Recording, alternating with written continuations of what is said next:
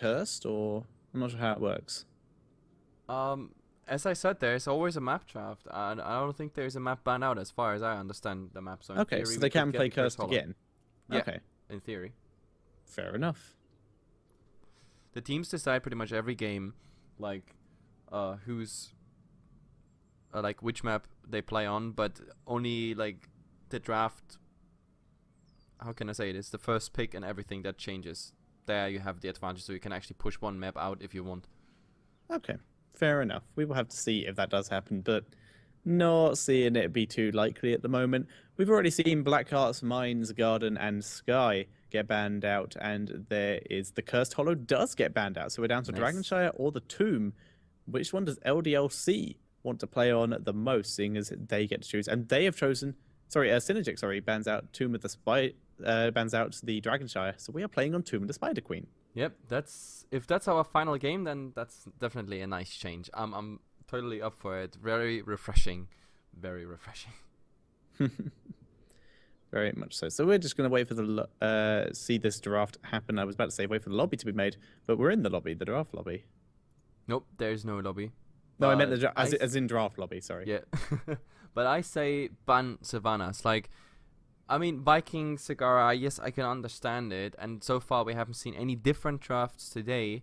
But ban the Savannas because I think really LDLC they're running the Savannas in a very nice fashion from tower to tower. They're taking this is how they get their 1.5 level advantage, especially in the early and mid game. Like I just can't see why teams prefer like the Savannahs not being banned out or themselves picked. Now they ban out Illidan. Okay. Yeah, interesting ban choice there. It's a nice hero pick for this map. Lots of tight and close spaces. Very small map in general, so it can chase pretty efficiently. So that means what does LDSC want to play against the least? They have consistently banned out Zagara every single time. But are they sure they want to give Synergic the potential to play Lost Vikings? We haven't seen Synergic around. We don't know if they have a solid Vikings player. So we'll have to find out. Yep, definitely. And well, what else is coming? Like It's Zagara. Sagara, They yeah. really don't want to play against this.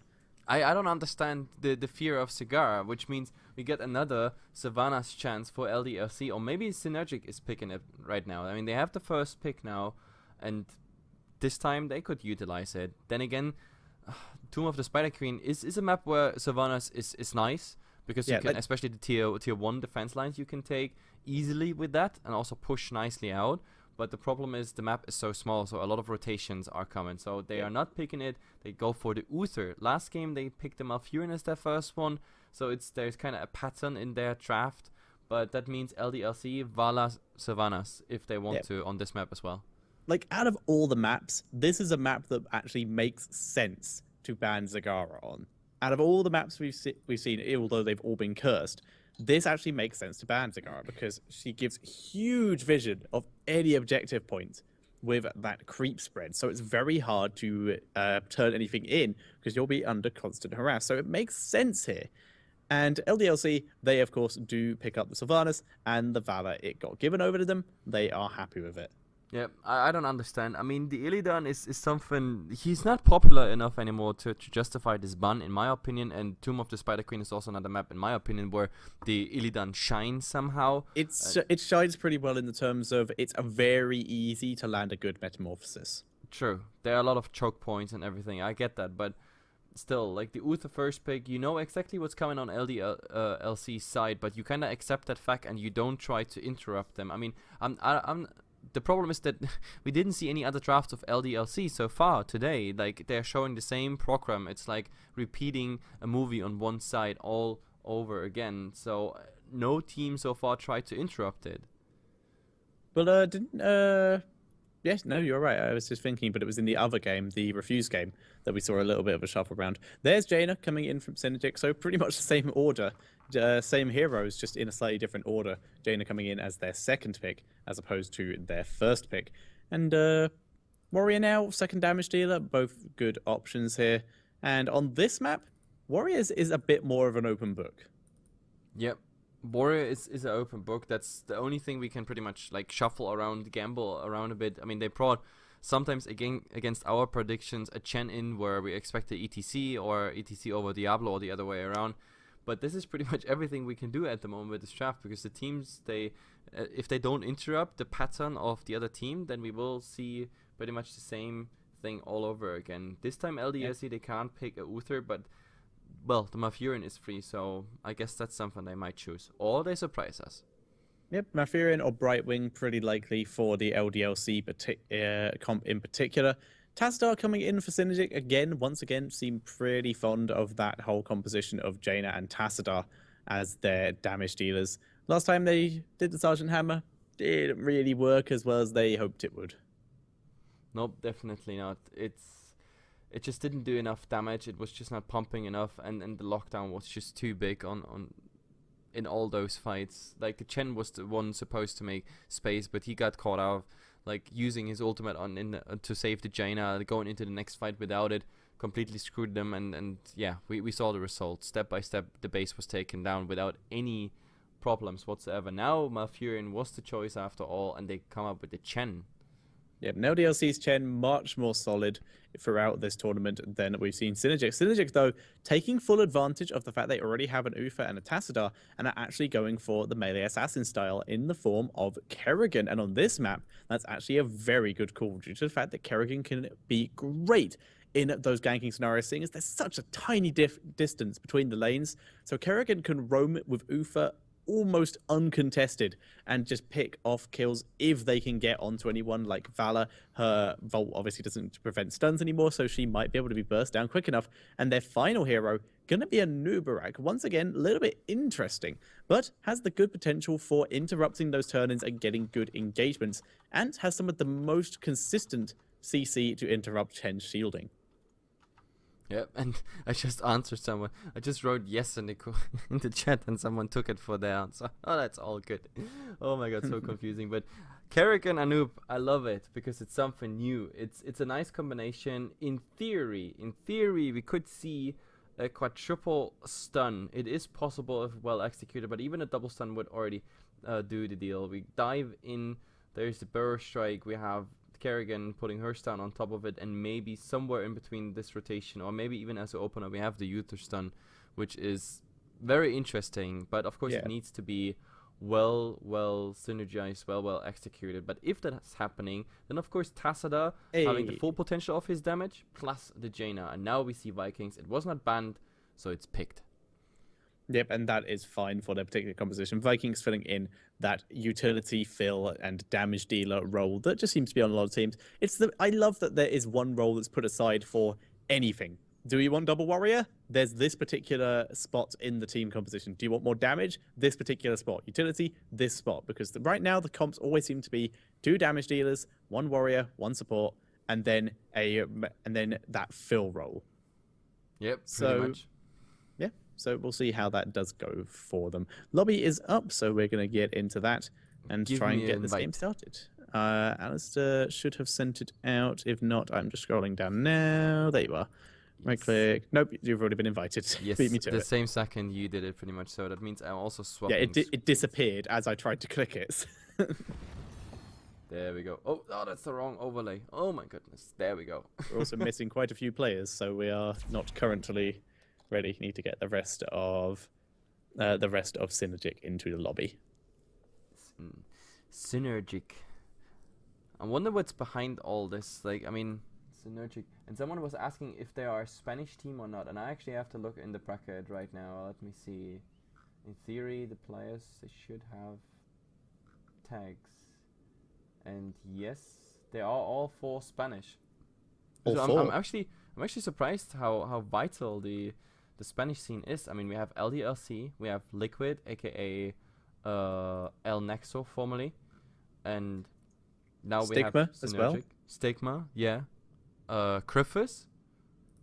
Yep, Griffiths are mostly Spanish as well. Yeah, that's like 4 or 5 teams Spanish, and here and there also a Spanish player in others. So Heroes of the Storm in Spain is impressive. I have to say. Spain and Russia are the 2 countries that seem to be running fully national teams the most. Yep. So it's kind of cool to see.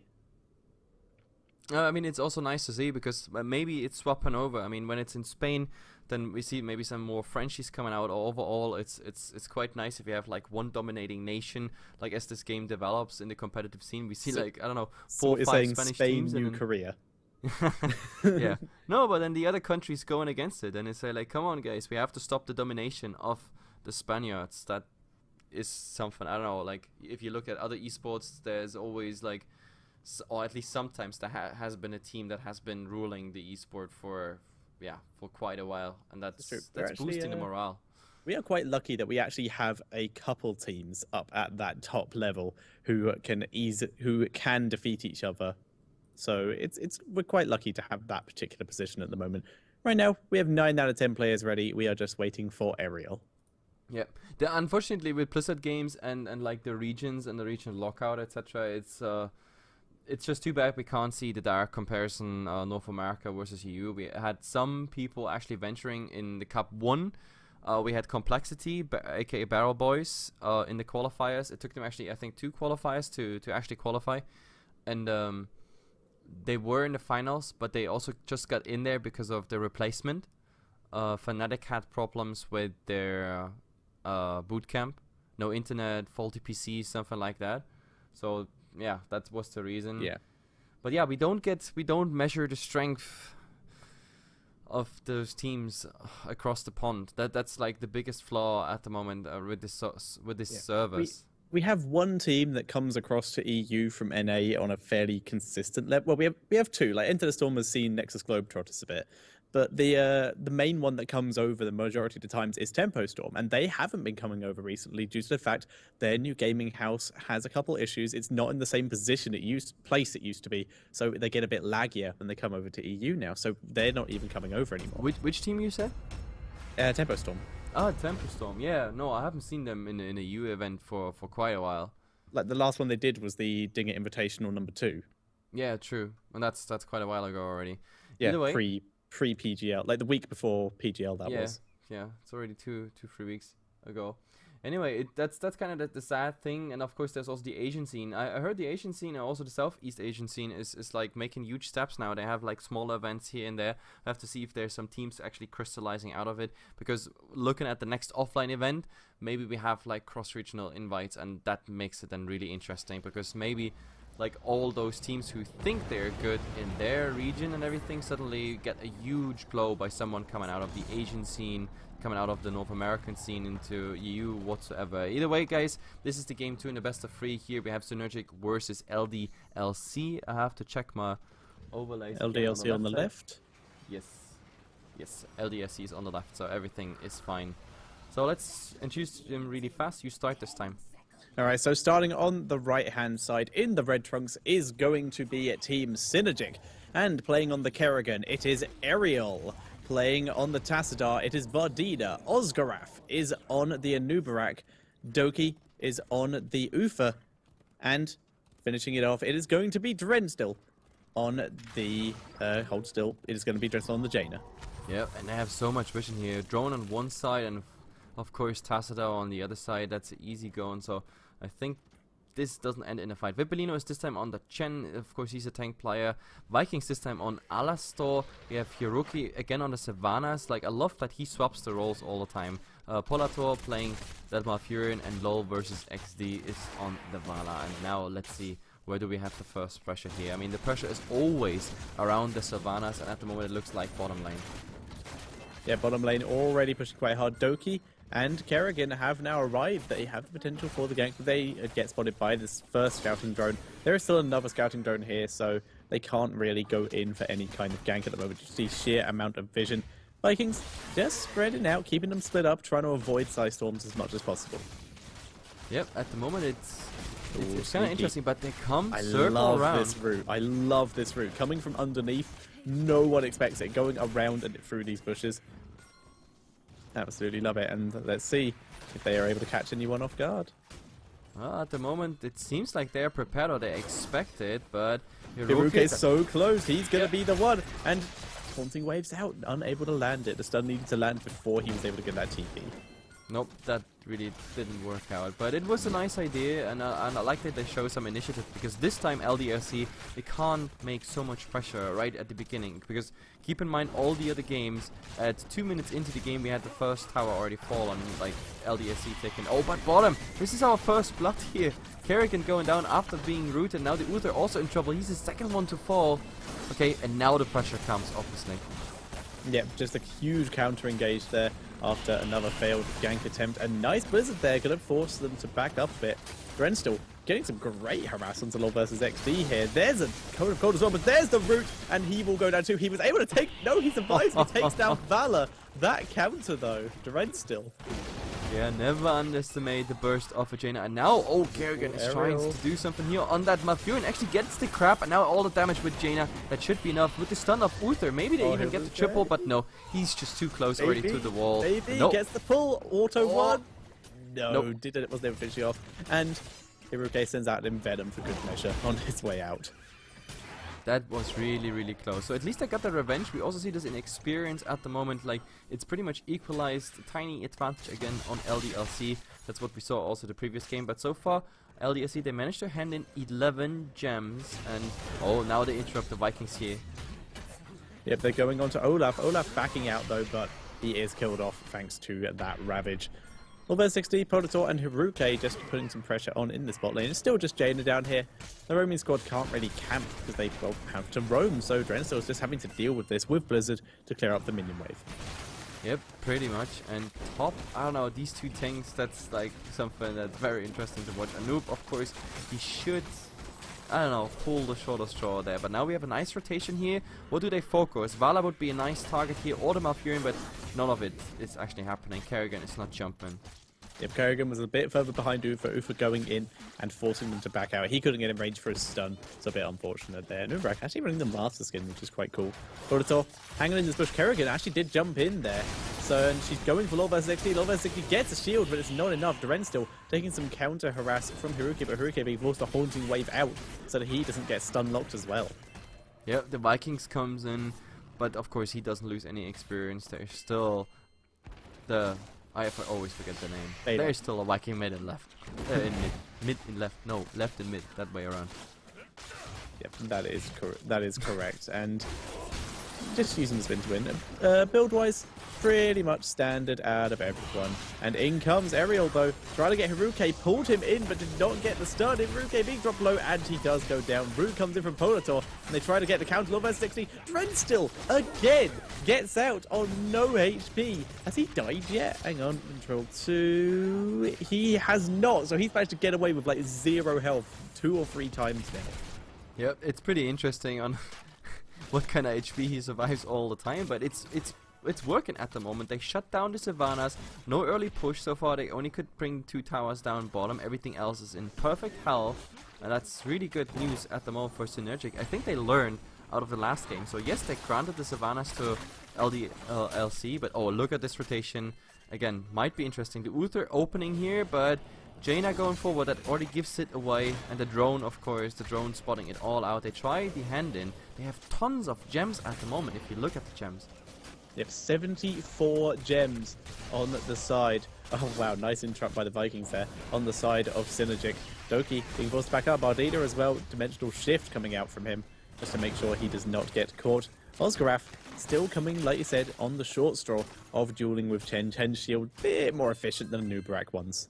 It's pretty crazy the amount of gems that accumulate at this point, because if someone dies, it's really gonna be expensive. Oh, here we go, engaging onto Doki. Doki is slowed by Chen. Alistair is the one giving chase, but he backs out as Balog was dropped quite low, and they don't want to get caught out. Olaf is getting picked off, though. And there's the pull. Balog also goes down. Polator was stunned too, but now Ariel being forced to back out as he took a lot of harassment there from Hiruke. They're now going onto Oscaraf. And we're seeing a couple kills once again going over to the side of Synergyc, and they're doing pretty well on this map. Yep, absolutely. It's actually the first time us casting... Oh, never mind there. They go on the Chen here. Not the target they really want, and they're already low HP, but look at all this burst damage. Vala just exploding in front of their faces. Nice double stun, and the burst strike coming out there as well. Polator really low HP, and he's getting crap pulled back, and only Hiroka makes it due to the nice escapability of Sylvanas. But wow, they're doing well this game.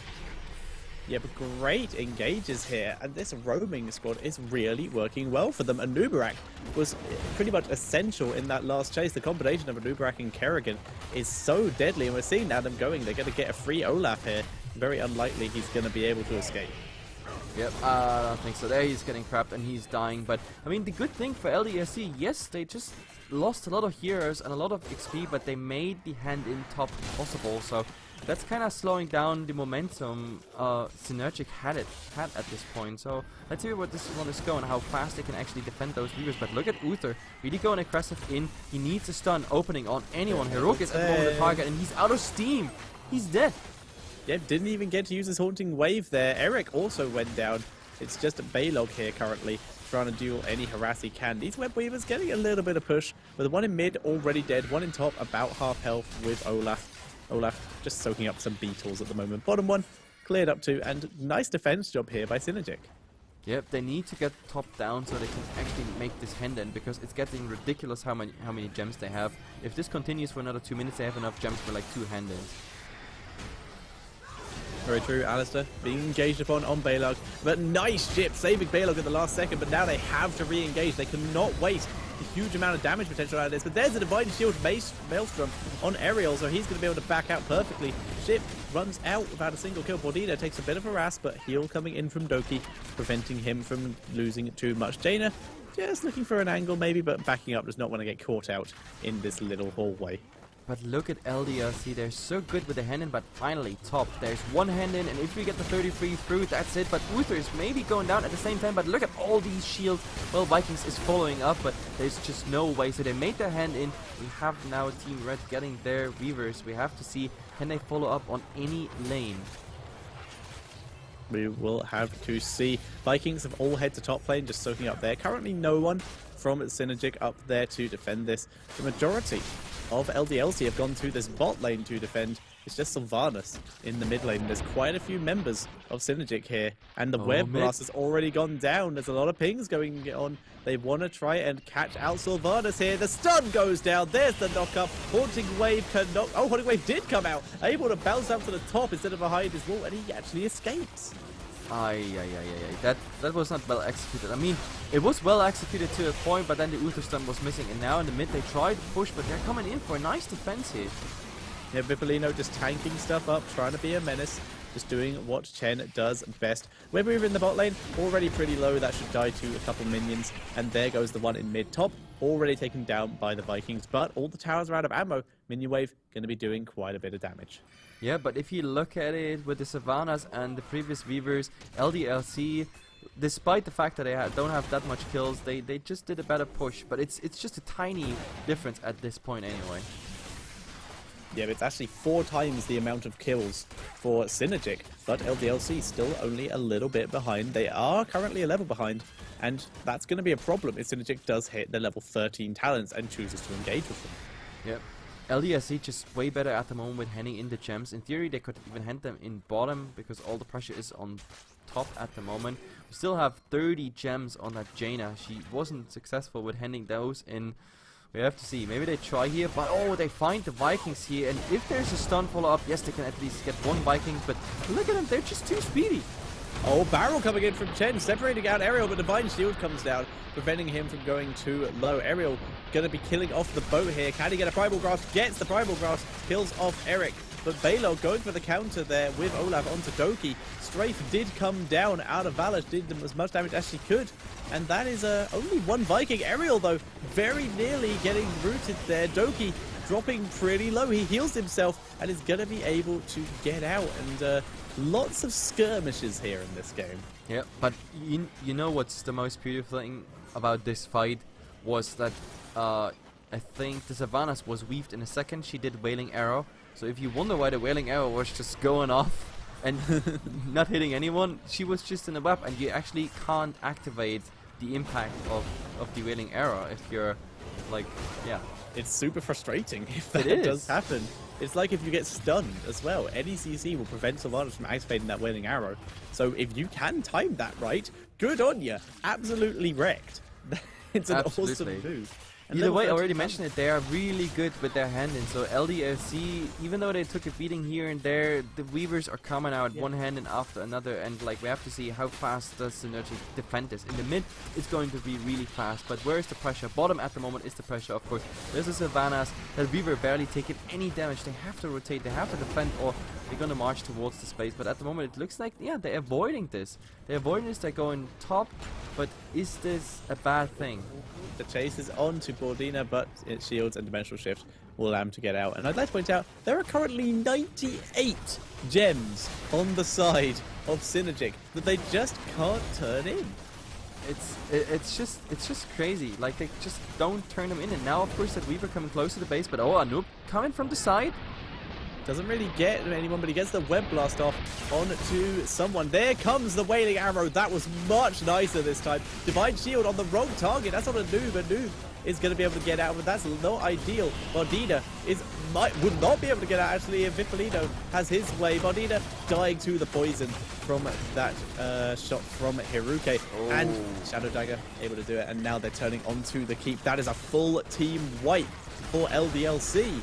And Look now at the they're gonna kill gems, the keep. like all these gems lost, and they go for the core. They want to make this pressure on the core. I don't think they are successful with this, but they get him really low. They're trying it. 6 seconds until Kerrigan is up. They are going for it, and they're doing a lot of damage. They're taking it down very quickly. There's the GG. Kerrigan not even bothering. In comes Ufa, and yeah, they're calling GG, and that does mean LDLC are the winners, and they will move on and qualify. That was so anticlimactic. I mean, I really thought Synergyc had a good position and everything, but this bottom fight, like the initiation, the wailing arrow coming through, that was really, it made the difference. The missed divine shield. Yeah, it's, I don't know, like 100 gems on their side, and they only managed one hand in, and of those hand in, they couldn't even capitalize with it. Like they got a tower down with it. That's, wow, LDLC, they look good on Tomb of Spider Queen, I have to say. Yeah, it was actually looking really good for Synergyc in that game. Like, they picked that map for a reason, very obviously, and they played super well. Like, they were ahead in kills, they were ahead in XP for most of that, but LDLC, they just were able to get their turn-ins, prevent the turn-ins. Synergyc had over 100 gems when they finally lost that bottom fight. They just were denied the turn-in, and LDLC absolutely playing the map rather than playing the team. Yep, and that being said, guys, this was Saturday, our qualifier here. Congrats to LDLC. We won't see them tomorrow for obvious reason.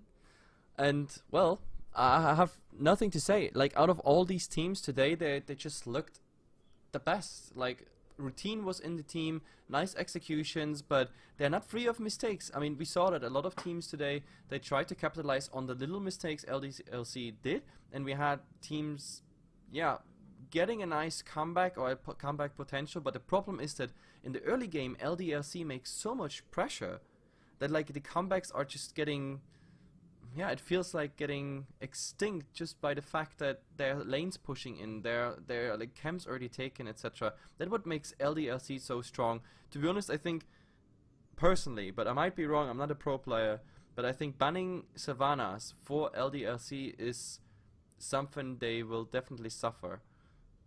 But that is just me. Yeah, I think target bans are happening for LDLC soon. If they keep playing like that with Sylvanas, I definitely agree. We're going to see some target bans. Yeah, because the Sylvanas was in all the games. I mean, not so much on Tomb of the Spider Queen, because there, I mean, the reason they were so good against LDLC here was because they targeted, they focused the Sylvanas. Sylvanas died like 3 times in a row in that bottom lane, and that's why the push didn't come out. That's why they lost XP, etc., etc. But in all the other games, the Sylvanas was roaming with Vala and the Malfurion, or with Tyrande and Vala. It was crazy. They got the tier 1 defenses within like 5 minutes of the game. That always gave them like 2 levels advantage by minute 10. And from there on, you can, tell the story yourself. Either way, guys, I want to thank you, of course, Alienware and Rocket for sponsoring this tournament. Gosugamers for making all this possible. Thanks for the cast with me, Mr. Tetcher helping out. Otherwise, it would have been really boring just hearing my own voice. You have to see who we get tomorrow, but tomorrow, guys, 16 CEST, we have qualifier number 4, and then the weekend after, and the weekend after, 12 qualifiers in total, and of course, at the end, we have a big big final with pretty much all the best teams, established or up and coming. It doesn't really matter who gets through these qualifiers. They are the best of the best, and then we have a huge clash coming out in the finals, and I'm really looking forward to it. But then a lot of qualifiers to go through first. So see you tomorrow, guys. 16 CEST. Tetcher, where can people find you? Give a shout out. You can find me on Twitter at twitter.com/Tetcher and on YouTube at youtube.com/Tetcher. I put up lots of Heroes content, mostly cast, but I do work on edited content and gameplay stuff as well, and I have a couple things planned for the future. I also, sometimes I need to get back into it again. I've fallen very lax on it, do some casual event coverage, not at the level that the wonderful people at Gosugamers do, just on the level of I have a camera in my hand to let me vlog from whatever this event is.